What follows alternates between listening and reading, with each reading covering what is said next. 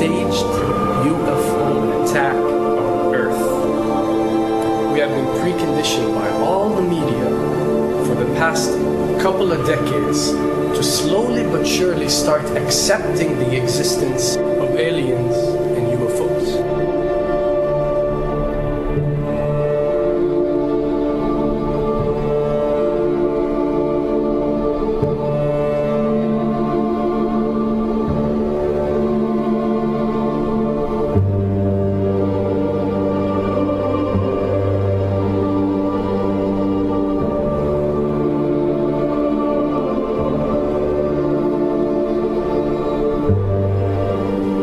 I can tell you right now that 99% of every UFO sighting that has ever taken place has actually not been an unidentified flying object, because this has always been military technologies.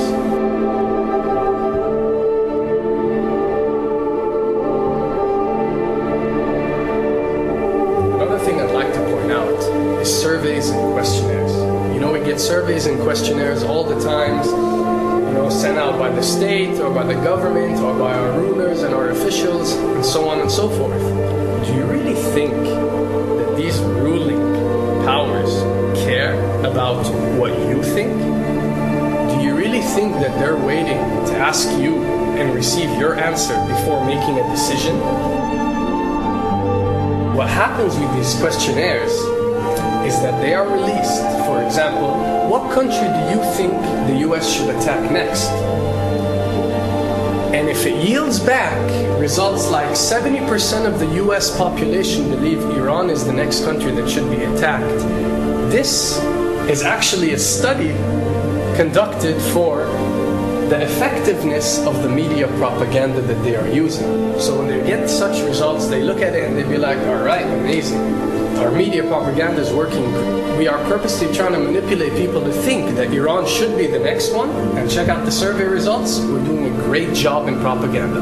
That's what it's all about. And if the results come back and they aren't up to par, so let's say 20% want war with Iran and 80% want actual peace, they say, okay, so now we have to go and rework our media propaganda and make it more effective so these percentages change. Why am I saying this? Because of the UFO phenomena. Since the 60s, the amount of people who believe in extraterrestrials have skyrocketed, and they're only increasing day by day in our modern world. This only confirms the success and the plans that are taking place to first manipulate you to believe in UFOs, and second, to conduct a UFO attack that is going to force the whole world to unite to fight off this enemy and accept the New World Order. A former Canadian government official is warning we may be on the verge of intergalactic war, saying, quote, the Bush administration has finally agreed to let the military build a forward base on the moon, which will put them in a better position to keep track of the comings and goings of visitors from space, and to shoot at them if they so decide. I was introduced to the late Dr. Wernher von Braun in the U.S., the father of rocketry. In my first meeting with him, during that first 3.5 hours, he said to me, Carol, you will stop the weaponization of space, because there is a lie being told to everyone that the weaponization of space is now first being based upon the evil empire, the Russians. There are many enemies, he said, against whom we're going to build this space-based weapon system, the first of whom was the Russians, which was existing at that time. Then there would be terrorists. Then there would be third world countries. Now we call them rogue nations or nations of concern. Then there would be asteroids. And then he would repeat to me over and over, and the last card, the last card, the last card would be the extraterrestrial threat. As a military strategist, as a person who worked on the MX missile, which I did later, he said, you will find that there is going to be a spin to find some enemy against whom we have to build space-based weapons, and now we should expect the spin. And that's the formula, except that it's all based on a lie. A supersonic saucer. Called the Silver Bug, it was truly revolutionary. The plans show in detail a multi-jet engine craft that boasted amazing maneuverability and speed. It's an intriguing thought that this concept may tie in with the work of the German scientists who brought saucer technology to the US at the close of the Second World War. What was needed were certain cover stories. What do you do when people are spotting aircraft and then telling reporters that they've seen something very unusual flying out of an airbase in Nevada?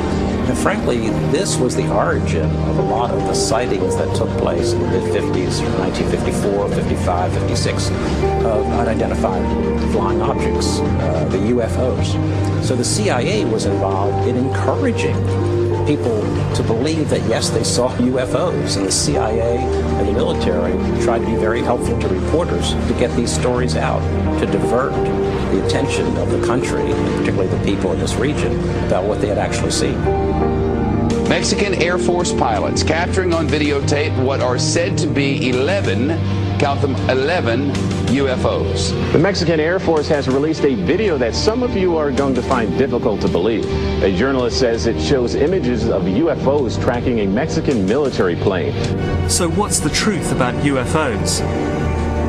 The story of successive attempts to develop radically new forms of flight, conducted under the strictest secrecy, is inextricably bound up with our relationship with UFOs over the last 60 years. Whether it's Allied pilots buzzed by strange balls of fire in 1942, or the Roswell incident 5 years later, there is a strong case to be made that secret military technology offers a convincing explanation for many UFO stories. Anytime the government has secrets that they can keep from us, they can manipulate us by those secrets. In essence, they still remain 25 years at least ahead of us in technology, information, and knowledge, and secrets, and they are using them against us.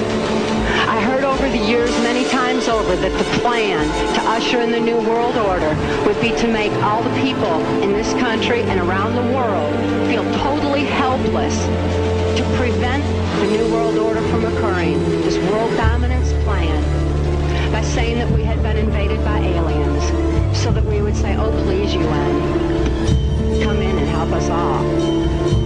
So bear in mind that there is a planned orchestration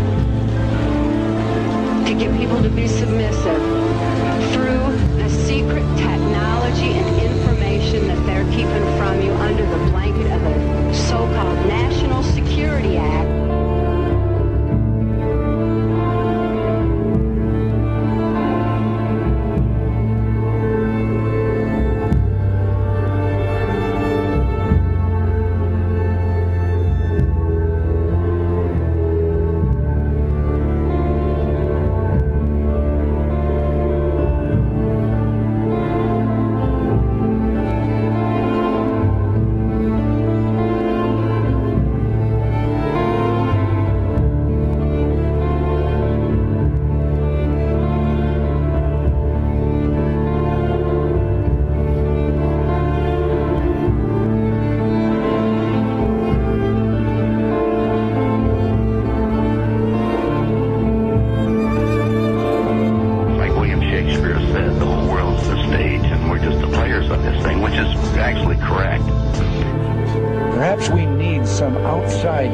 Threat to make us recognize this common bound. I occasionally think how quickly our differences worldwide would vanish if we were facing an alien threat from outside this world.